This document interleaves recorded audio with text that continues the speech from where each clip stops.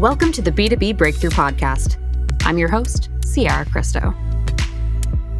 There's this element of just, trust, that trust that is so inherent in a positive working relationship with a supplier.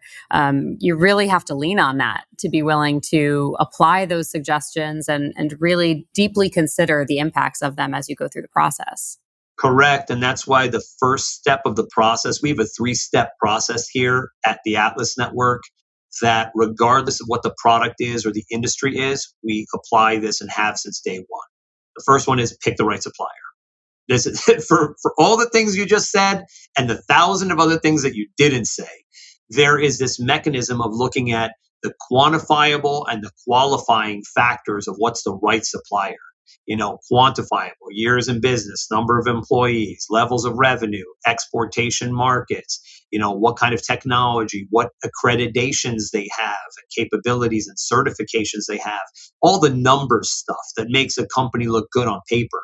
And then the qualifying factors, what's their professionalism, what's their accountability, what's their reputation, and all these other things. Who have they worked with in the past? Can you interview those groups and get levels of due diligence and vetting?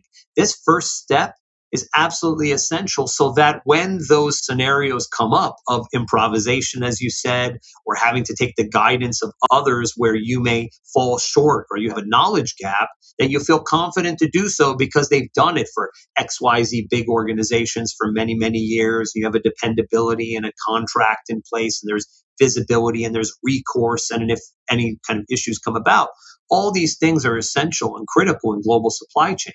And so picking the right supplier and doing it in a formulaic manner is very, very important. And that's what we do here on behalf of our clients. And that's what Alibaba does too. I mean, Alibaba has an amazing system that does this through verification and different kinds of standards and assurance programs to make, buyers feel comfortable with the suppliers that they're going to work with because they have been vetted, because they have entered into a verification process.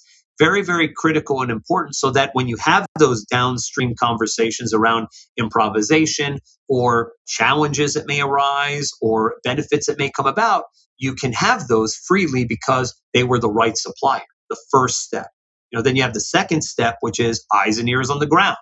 Visibility. Are you going there? Do you have people that are there that are watching to make sure your interests are done well? They're going to try to do things regardless of how good they are on paper because that's just the manufacturing and supply chain industry. They are all about path of least resistance. They're about basically trying to get to the next customer, the next client as quickly as you can. So that's the second step, to have eyes and ears on the ground. And the third part is third-party attestation. You have to bring in groups that are paid to find mistakes, that are not part of the transaction. It's not you, it's not the factory or the supplier. It is a third party, a QC firm, an audit firm that comes in and are paid to find mistakes in accordance with industry standards and challenges. If you do this, the right supplier, visibility during the process and transparency, and then third party attestation, that is how you get a good outcome, regardless of the product, regardless of the industry.